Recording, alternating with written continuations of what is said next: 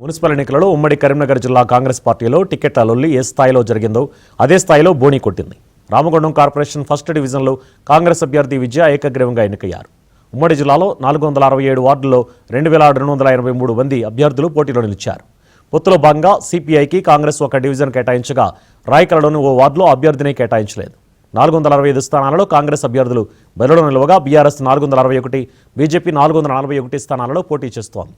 3 ప్రధాన పార్టీల నుంచి టికెట్లు ఆశించి భంగపడ్డ వారికి Janasena, all India Forward Bloc పార్టీలు అండగా నిలిచాయి. జనసేన నుంచి 97 మంది, ఆల్ ఇండియా ఫార్వర్డ్ బ్లాక్ నుంచి 127 మంది పోటీ పడుతున్నారు.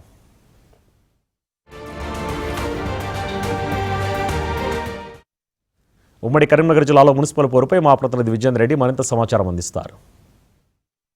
మున్సిపల్ ఎన్నికల్లో ఉమ్మడి కరీంనగర్ జిల్లాలో అధికార పార్టీ కాంగ్రెస్ బోని చేయడం జరిగింది. రామగుండం మున్సిపల్ కార్పొరేషన్లో 1వ డివిజన్ నుంచి కాంగ్రెస్ అభ్యర్థి మడిపల్లి విజయ ఏకగ్రీవంగా ఎన్నిక కావడం జరిగింది. ఆ డివిజన్ నుంచి 3 నామినేషన్ దాఖలు చేయగా మిగతా 2 కూడా కాంగ్రెస్ అభ్యర్థికి మద్దతుగా తమ నామినేషన్లను ఉపసంహరించుకోవడంతో విజయ ఏకగ్రీవంగా ఎన్నికైనట్లు ఎన్నికల అధికారులు ప్రకటించడం జరిగింది. మొత్తం ఉమ్మడి కరీంనగర్ జిల్లాలో 2 మున్సిపల్ కార్పొరేషన్లు, 13 మున్సిపాలిటీల్లో మొత్తం 467 వార్డులు ఉండగా అందులో ఒకటి ఏకగ్రీవం కాగా మిగతా 466 వార్డులకు పోలింగ్ నిర్వహించడం జరుగుతుంది. ఇందులో 2283 మంది అభ్యర్థులు బరిలో నిలిచారు. మొత్తానికి అన్ని ప్రధాన పార్టీలు అంటే కాంగ్రెస్, బీజేపీ, బీఆర్ఎస్ 3 పార్టీల నుంచి కూడా పోటీ నెలకొనడం జరిగింది. అయితే కాంగ్రెస్ పార్టీ నుంచి 467 స్థానాలకు 1 స్థానాన్ని మాత్రము పొత్తులో భాగంగా కరీంనగర్లో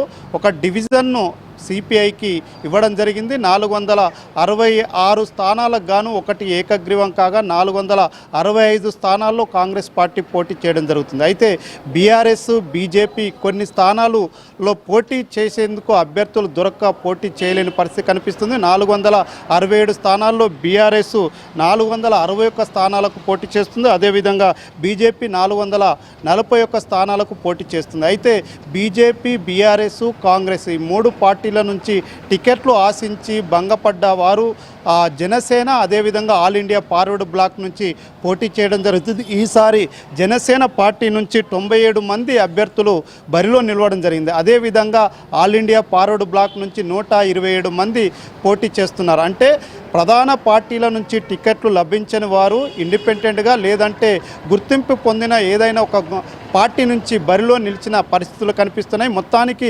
2283 మంది అభ్యర్థులు బరిలో నిలవడంతో పోటీ ప్రధానంగా 3 పార్టీలు కాంగ్రెస్, బీజేపీ, బీఆర్ఎస్ మధ్య పోటీ నెలకొందని చెప్పవచ్చు. పలు చోట్ల ఇండిపెండెంట్లు, అదేవిధంగా all India Forward Bloc, Janasena అభ్యర్థులు అంతే ప్రధాన పార్టీల్లో టికెట్లు లభించని వాళ్ళు ఈ పార్టీల నుంచి అంటే Janasena, all India Forward Bloc నుంచి పోటీ చేస్తుండడంతో గట్టి పోటీ నెలకొందని చెప్పవచ్చు. ఉమ్మడి కరీంనగర్ జిల్లాలో ప్రచారం కూడా ముమ్మరం చేయడం జరిగింది. ప్రధాన పార్టీల నేతలు అంటే కేంద్ర మంత్రి బండి సంజయ్ బీజేపీ అభ్యర్థుల తరపున ఇప్పటికే కరీంనగర్, సిరిసిల్ల, వేములవాడ మున్సిపాలిటీల్లో ప్రచారం సాగిస్తున్నారు. రేపు రాష్ట్ర ముఖ్యమంత్రి రేవంత్ రెడ్డి కూడా చొప్పదండి నియోజకవర్గంలో పర్యటించి ఎన్నికల ప్రచారం చేయబోతున్నారు. అదేవిధంగా అటు బీఆర్ఎస్ నుంచి కేటీఆర్, అదేవిధంగా మాజీ ఎంపీ వినోద్ కుమార్ కూడా ప్రచారం శ్రీకారం చుట్టబోతున్నారు. మొత్తానికి ప్రధాన పార్టీల అగ్రనేతలు కూడా ప్రచారానికి చేయబోతున్న నేపథ్యంలో ప్రచారం ముమ్మరంగా సాగే పరిస్థితులు కనిపిస్తున్నాయి.